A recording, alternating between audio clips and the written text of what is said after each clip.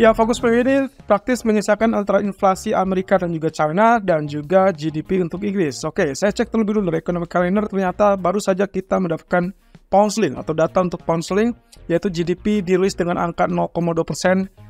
Inilah sesuai dengan ekspektasi 0,2%, tapi lebih tinggi daripada previous atau bulan sebelumnya minus 0,8%. Apakah itu kabar bagus? Yes, itu kabar bagus untuk pound sterling. Dan persis dengan running price yang saat ini, di jam saat saya mengkonfirmasi rekaman berada di 1.2320, agak sedikit meningkat walaupun relatif pergerakannya agak sedikit swing ya, karena kemungkinan potensinya juga terganggu oleh data lainnya yang ternyata kalau kita perhatikan manufacture ataupun industrial production dirilis lebih rendah daripada ekspektasi. Oke, catatannya adalah kalaupun dia swing low diharapkan tidak terlalu banyak, dan karena GDP-nya relatif positif maka kemungkinan mereka terhindar dari yang namanya resesi atau ancaman resesi. Tapi jangan dulu bergembira, karena malam nanti kita akan fokusnya adalah dengan data inflasi dari Amerika. Dan untuk saat ini kita belum mendapatkan inflasi untuk China, kemungkinan baru akan dirilis besok atau di hari Jumat. Jadi minggu ini akan dirilis nanti malam, yaitu terkait dengan inflasi Amerika, dan fokus sisanya adalah besok pagi ataupun bahkan besok malam dengan data Amerika yang terakhir. Nah, terkait dengan hal ini, economic data hari ini, kalau misalkan nanti malam kita akan melihat data initial jobless claim dan juga inflation rate atau CPI, maka fokusnya akan tertuju kepada pasar tenaga kerja dan inflasi. Itulah kunci utama yang diinginkan atau yang disorot oleh para pejabat Fed. Oke, kita lihat terlebih dulu initial jobless claim. Seperti biasa teman-teman, lihat angkanya ekspektasi adalah 210.000. Kalau Anda ingat minggu lalu, itulah ekspektasi yang persis diharapkan oleh market, 210.000. Dari data previous-nya 204.000 ya, atau 204.000. Tapi data yang hasilnya atau yang dirilis minggu lalu berada di 207.000. Nah, sekarang karena previous 207.000, maka kita berharap angka tersebut akan berada di angka 210.000. Apa yang terjadi kalau misalkan angkanya relatif dekat atau bahkan lebih tinggi daripada ekspektasi? Of course, itu adalah kabar bagus untuk pasar lain, terutama untuk pasar saham dan juga emas, yang mengharapkan atau sangat mengharapkan Fed bisa mempertimbangkan untuk menghentikan laju kenaikan suku bunga. Dan itu berarti US dollar akan mulai penurunan. Tapi kalau ternyata aktualnya lebih kecil dari ekspektasi, katakanlah di bawah 207.000 atau di bawah 210.000, US dollar akan berpotensi naik. Dan itu berarti ancaman untuk emas, saham, dan juga pasar forex lainnya. Nah, tapi dengan catatan teman-teman, seperti biasa, 1 bulan atau 2 bulan terakhir, data klaim pengangguran mingguan cenderung bertahan di atas 200.000. Bahkan yang terakhir itu adalah 2 minggu lalu berada di kisaran 204. Nah, sekarang lagi-lagi saya ingatkan, selama dia berada di teritori 200.000 sampai 210.000 atau katakanlah mungkin 215.000, maka saya tidak akan kaget kalau ternyata efeknya tidak terlalu signifikan. Artinya, mungkin saja begitu angka dirilis di angka 204 atau di 200.000, tapi dolar mengalami kenaikan hanya saja terbatas. Itu sangat mungkin terjadi. Itu persis juga yang terjadi minggu lalu. Nah, jadi yang akan saya harapkan adalah initial jobless claim-nya harus di bawah 200.000 untuk menarik turun kepada emas ataupun pasar saham. Jadi catatannya, selama datanya tidak terlalu mencengangkan, tidak terlalu ekstrim, maka tidak diharapkan ada volatility yang cukup signifikan. Sebaliknya, di waktu yang bersamaan juga kita akan fokus dengan inflation rate atau data CPI. Jadi disinilah letak kemungkinan volatility akan berada. Kalau ternyata data aktual lebih besar dari ekspektasi, dolar akan mengalami kenaikan, dan itu berarti akan koreksi turun untuk pasar saham ataupun emas yang sudah mengalami kenaikan dalam 3 hari terakhir, termasuk juga forex seperti pound sterling ataupun euro USD. Lalu kemudian untuk aktual lebih kecil dari ekspektasi, sebaliknya maka dolar akan mengalami penurunan.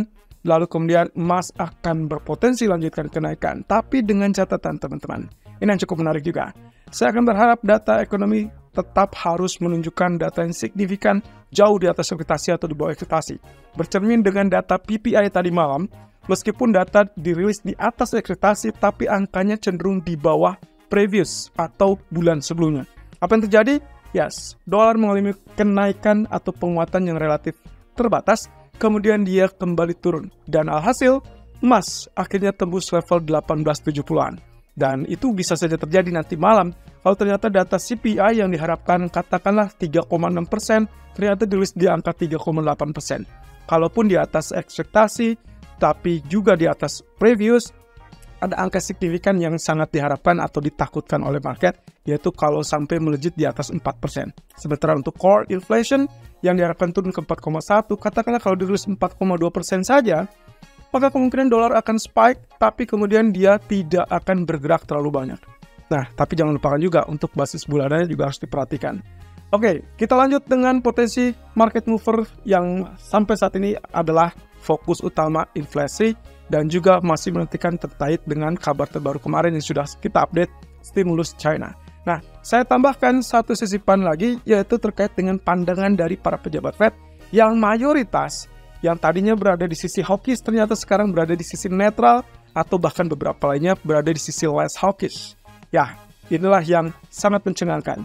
Kalau misalkan Anda yakin bahwa NFP kemarin sangat mengejutkan market dengan angka 336.000, tidak demikian bagi market. Market ternyata setelah data NFP kemarin menunjukkan bahwa ekspektasi untuk kenaikan suku bunga bulan November ternyata hanya sebesar 8,5%. Ini cukup menarik. 90% sisanya berharap itu adalah kesempatan untuk Fed kembali mempertahankan tingkat suku bunga.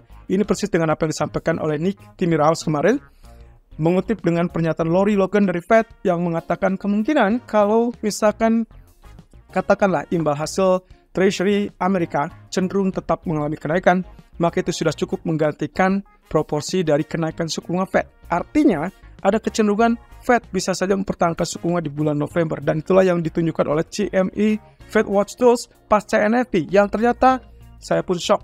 Di sini ternyata 91,5% mengharapkan atau memperkirakan suku bunga akan dipertahankan. Dan itulah sentimen yang sampai saat ini berkembang setelah tentunya diganggu dengan kondisi geopolitik di awal pekan, lalu kemudian sekarang ditambahkan dengan kondisi seperti ini, berarti market benar-benar sangat mengharapkan unchanged alias tidak ada perubahan suku bunga. Nah, itulah yang mengakibatkan kenapa dolar terkoreksi dan mungkin saja akan lanjut terkoreksi kalau ternyata data inflasi nanti malam cenderung dirilis lebih rendah daripada ekspektasi. Oke, dengan demikian teman-teman, kalau kita bicara tentang skenario-nya, saya langsung persingkat saja. Skenario yang diinginkan adalah kalau misalkan kita melihat data inflasinya berada di kisaran 3,6 sampai 3,8%. Bagi saya itulah kesempatan atau bahkan dibaca oleh market sebagai sinyal Fed sangat besar kemungkinan untuk tidak merubah suku bunga di bulan November. Termasuk kalau kita lihat dari core CPI-nya, katakanlah basis tahunannya berada di angka kisaran 4 sampai 4,2%. Itu tidak mengagetkan bagi market. Nah, sementara kalau misalkan melihat data CPI yang cukup mengejutkan, katakanlah shock dengan angka basis tahunannya di atas 3,9%. Katakanlah mungkin 4%. Maka itu juga yang akan menjadi catatan khusus dan dikhawatirkan Fed bisa menaikkan suku bunga 25 basis point. Tapi yang tak kalah penting lagi adalah core CPI-nya. Dengan harapan bahwa dia akan turun 4,1% dari 4,3%, maka yang akan sangat mengejutkan market atau yang bikin shock market adalah kalau ternyata data dirilis di atas 4,3%. Saya prediksikan kalaupun misalkan ingin menjadi kejutan yang sangat signifikan, maka diharuskan dia rilis di atas kurang lebih angka mungkin 4,5%.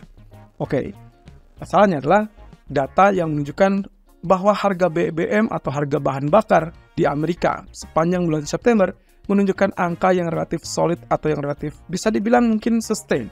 Tidak terlalu lebih tinggi atau tidak mengalami lonjakan, dan itu berarti pertanda cukup bagus. Apalagi kalau ternyata data bulan ini menunjukkan inflasi yang relatif rendah, katakanlah 4,1, 4,2%, maka bisa jadi bulan depan pun akan relatif turun. Dan itu semakin memperbesar kemungkinan Fed tidak akan menaikkan suku bunga atau tidak akan menggunakan pelurunya sampai akhir tahun.